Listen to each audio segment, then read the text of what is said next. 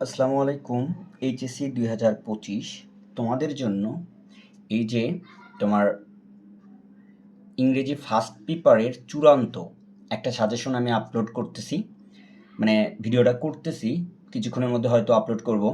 তো এই সাজেশনে যে সিন প্যাচেসগুলো দেওয়া হয়েছে অর্থাৎ শর্ট সিলেবাসের আঙ্গিকে, যে আমার কাছে মনে হয়েছে এই সাজেশন থেকে পড়লে ইনশাল্লাহ তোমরা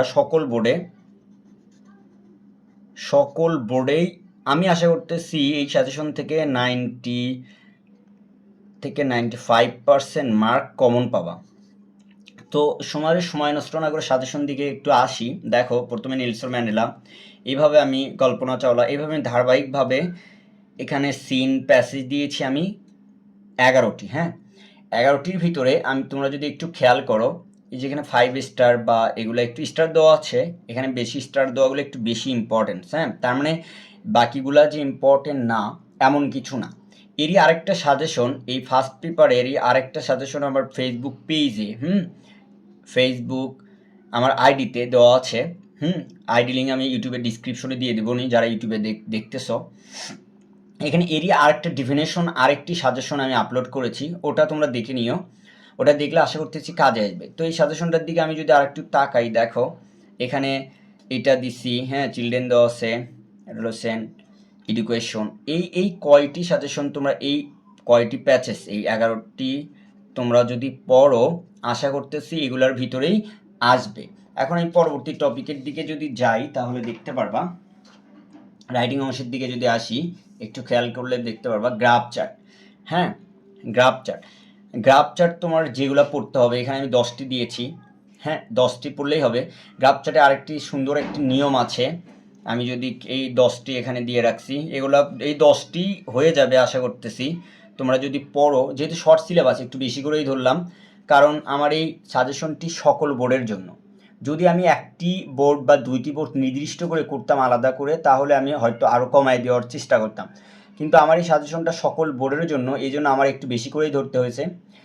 এরই আরেকটা, এই যে একটি গ্রাফ পড়লেই সবগুলো পাবা, আমার ইউটিউব চ্যানেলে বলো, ইভেন আমার হলো ফেসবুক পেজ আইডিতেও এটা দেওয়া আছে, ইভেন টিকটকে যারা দেখতেছো সেখানে দেওয়া আছে। একটি গ্রাফ চার্ট পড়লেই বাকিগুলো লিখতে পারবা।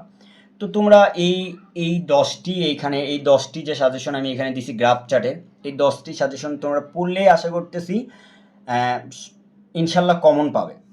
তো স্টোরির দিকে যদি দেখি, দেখো আমি স্টোরির দিকে তাকাই।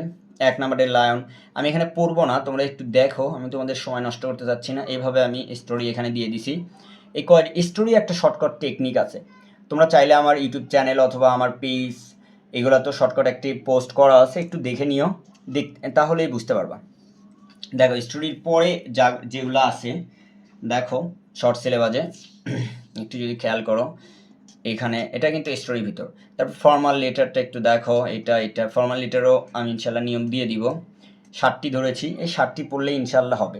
বারবার বলতেছি আমার সাজেশনটা একটু বড় হওয়ার কারণ হচ্ছে, একটু খুব বেশি না, তোমরা চাইলে এখন থেকে, যখন থেকে ভিডিওটা দেখতেছো পরীক্ষার একদিন আগে, তো এই একদিন আগেও এই সাজেশনটি তোমরা যদি পড়তে পারো, ইনশাল্লাহ আমি বিশ্বাস করি তোমরা শেষ করতে পারবা।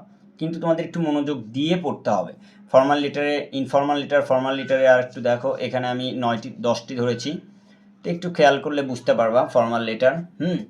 এখানে 1 2 3 4 5 6 7 8 9 10, এগুলোরও একটি কিন্তু নিয়ম আছে, শর্টকাট নিয়ম। তোমরা এই শর্টকাট নিয়ম কখন ইউজ করবা জানো? যখন দেখতেছো যে তোমাদের পিঠ দেয়ালে ঠেকে গেছে, পারতেছো না, তখনই শর্টকাট টেকনিক বা নিয়ম ইউজ করবা। খুব সম্ভবত খুব বাজে পরিস্থিতির শিকার না হলে ইউজ করার চেষ্টা করবা না, ঠিক আছে? খুব ইংরেজি পরীক্ষার ক্ষেত্রে একটা জিনিস খুব খেয়াল করবা, দেখবা বানানটা ঠিক রেখে, একটু সামঞ্জস্যপূর্ণ রেখে লেখার চেষ্টা করবা। টিচাররা সবসময় বানানটা একটু বেশি ভুল ধরার চেষ্টা করে, মানে ভুলটা চোখে পড়ে। তো এটা দেখে ইনশাল্লাহ হয়ে যাবে, আমি আশা করতেছি। আমার এই সাজেশনটা যদি সম্পূর্ণ পড়ো, আমি আশা করতেছি ইনশাল্লাহ কমন পাবা। তো এরকম আরও সাজেশন পেতে আমাদের YouTube channel, Facebook page subscribe এবং ফলো দিয়ে রাখিও।